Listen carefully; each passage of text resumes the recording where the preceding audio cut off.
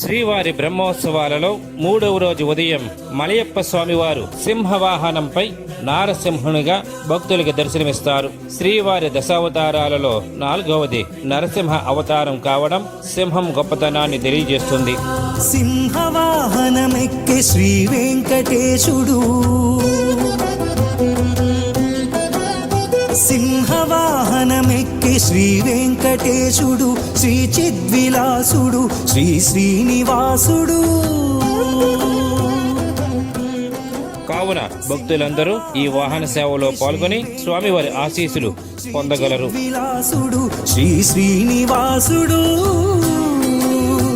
ఏడు కొండలవాడు ఎనలేనివాడు, ఏడు కొండలవాడు ఎనలేనివాడు, కలిదైవమై కనుల కనిపించు